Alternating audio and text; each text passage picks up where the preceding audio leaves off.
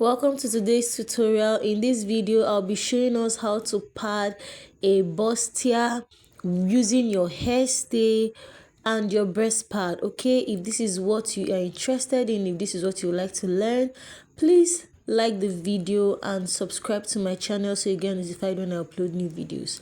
So I have my hairstay, I have my breast bulb, have it in the smaller size and the bigger size as you've seen in the video, and I have my bustier pattern drafted already. Now as you can see, the bustier pattern I've already placed the bustier dress rather, I've already placed hairstay on it. Like, I've gummed all the pieces with hairstay before joining, and I have another hairstay. This is the leftover hairstay, and as you can see, I'm folding it up. Okay, so for your padding, one of the things we need to do is to cut out the hairstay that I'll be using to pad, and just watch the video to see how I'm going about it.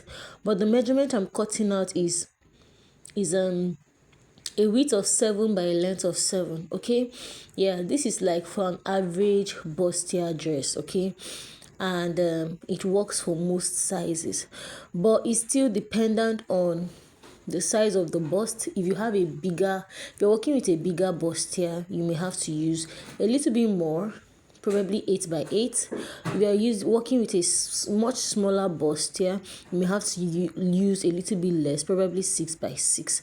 Okay, but 7 by 7 works for the average bustier dress, and it goes for most bustier dresses. Okay, so I'm going ahead to cut. I'll need 12 pieces of this because I want to use 6 for per bust. Okay, so if I'm using 6 per bust, I'll need 12 pieces of this 7 by 7 pattern. Yes, and that's because I want to use 6 per bust. If you want to use more, if you intend to use more, you can go ahead and of course get more. And some people sometimes you can also, the same thing you do for the dress, you can do for the lining. So go ahead and cut as many pieces as you need. Now the next thing I'm going ahead to fold is the pieces I'll be needing for this particular piece. Covers both busts. Okay, as you if you don't understand, don't worry, just stick to the video and you see what I mean. Okay, so you are padding both busts separately, then you now use your bigger breast bulb to now pad the two busts. And for this one, it's still a width of 7 by a length of 14, so it's just like you are doubling it.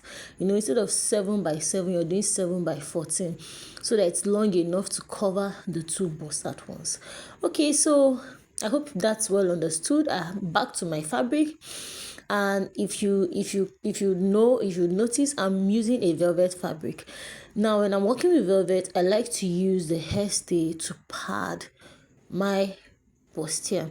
The main purpose of the hairstay, like its main purpose, it's used as interfacing for stretchy fabric. So if you're working with a stretchy fabric, you want to use a hairstay to, as fusible interfacing, because it acts as a stabilizer to stabilize the fabric.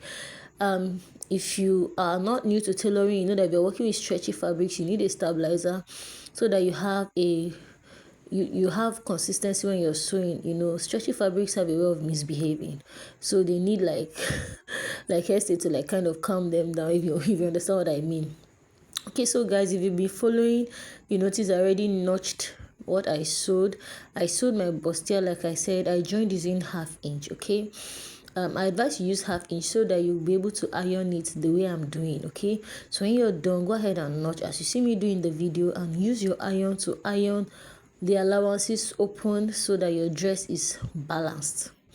And do not forget, make sure you use fusible interfacing on your fabric before you pad. If you're using an Ankara fabric or a fabric that is not stretchy, you can use the soft gum or a paper stay as desired. Okay, so now the next thing, I've ironed both sides open as you can see, and I'm ready to pad. So you can just watch the way I do in the video, just follow closely.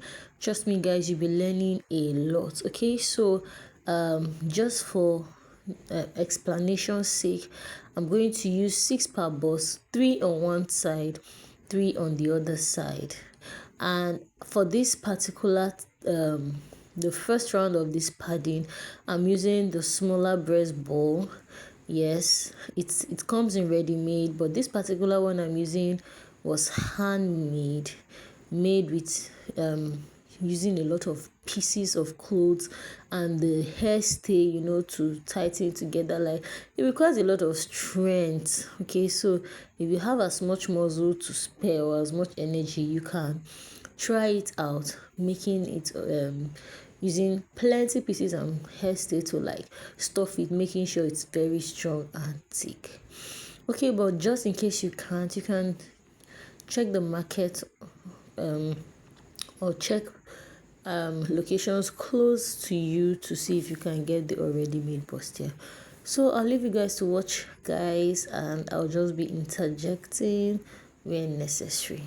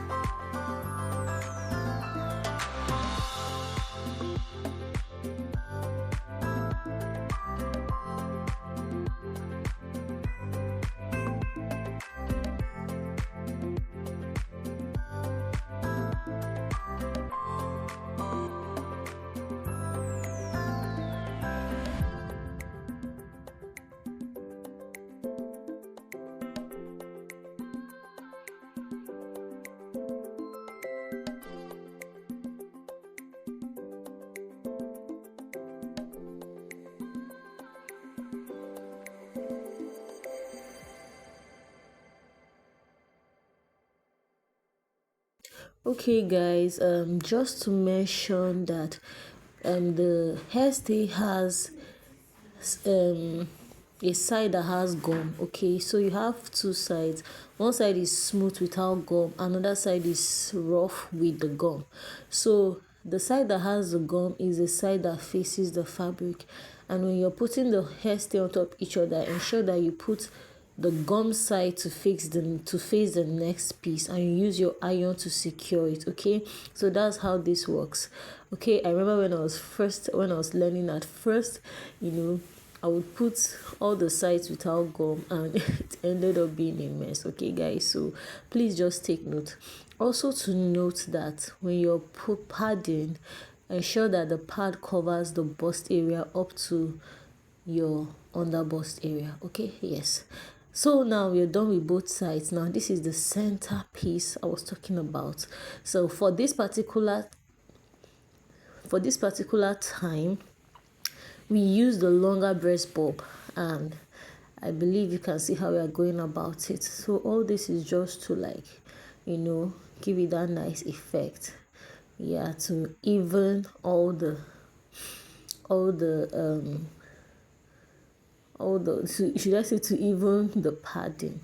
Yes guys, and if you've come this far, it means you like what you're watching. Please kindly subscribe to my channel, turn on your notification bell so you get notified when I drop new videos, because I always drop amazing content. Yes, and by the way, this is MS Collections. You can check my channel for as many other tutorials as I have. You learn a lot. Okay, so guys, can you see it's getting stronger? Like I said, you can decide to use more depending on what you want. Okay, and it's usually advisable that whatever you do to the fabric, you can also do to the lining. And do not forget that you need to use interfacing before you begin to pad. Now for the lining, you can decide to use less, like probably if I use three pieces per padding session. You can decide to use probably two or one, or even the same thing for the lining. Okay, depending on how strong you want it to be. When you're doing this padding, when you're padding like this, it means that your client may not need to use a bra when they are using the dress. Okay, now so for this one, I decided to pad using the hairstay on the fabric, and then use the breast pad on the lining, just so you can get to see how it works. Can you see this, guys? Yeah, so this is how it works, and this is it, guys. Neatly, everything done neatly. If you want it stiffer, go ahead and add more hairstay. Yes, and I like this method, especially when I'm using light fabrics, when I'm using stretchy fabrics. It just kind of gives it a one look. Okay, makes it look like one piece. I don't even know what I'm talking about, but that's it for me. So this is it, and it must be done with a lot of patience. Did I say that? A lot of patience. Yes, you must be careful not to rumple the fabric on the other side. Okay guys, so that's that for this. I'm also going to show us how to go about this padding, or go about padding the bustier using the breast pad. For this tutorial, I'll be using the soft breast pad. Now this is the lining for the fabric, and also just to mention that this is a straight cut off shoulder bustier pattern. Okay, so the shoulders are off as earlier said. So I'm just going ahead to show you the patterns. I've already used fusible interfacing. For this one, I used the soft gum stay. Yes, since the satin fabric is not stretchy, I went ahead to use a soft gum stay. So this is my pattern. I'm going ahead to mark the section where I'll pad my bust. Like I said, just ensure that it covers your bust area up to your under bust area, and then you can just mark a reasonable amount of just mark a reasonable size that you're sure would accommodate your bust. Okay, then go ahead and use the breast pad. There are different types of breast pad. I'm using the soft breast pad. Actually, this is my best type of breast pad. I rather double this if I want it to be thicker. I rather double this than use the stronger breast pad. Personally, I do not like the effect that it gives. It kind of makes my dress look too stiff. It doesn't make it look real for me though, but you can feel free to use it. If it works good for you, fine. But I'm using the soft breast pad, and I'm just using, since it's the lining, I'm just cutting 1 per dress. Just watch the video carefully to see how I'm going about it. Like I said, if you want something thicker, you can go ahead and double, triple, whatever you want. So watch as I'm going about it, guys. And also to mention that the breast pad has a side with the gum. When you're using fusible interfaces, that's your hair stay, your gum stay, all the stay. One side usually has a gum, the other is smooth. So the side that has the gum faces the fabric. You just want to take note of that so that you won't go through the stress I went through back in the days. Okay, guys, so enjoy.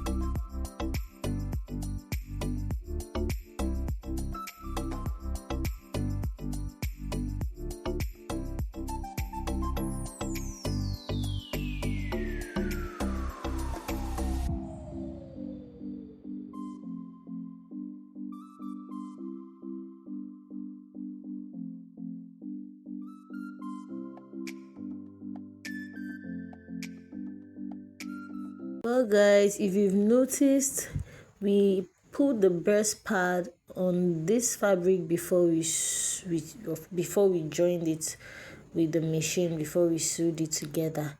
So when you're using the hairstay, you sew your fabric before you begin padding. But when you're using a breast pad, you put the breast pad before you begin sewing. Okay, thank you for watching, guys. I hope you learned from today's tutorial. See you in my next video. Make sure you subscribe. Bye.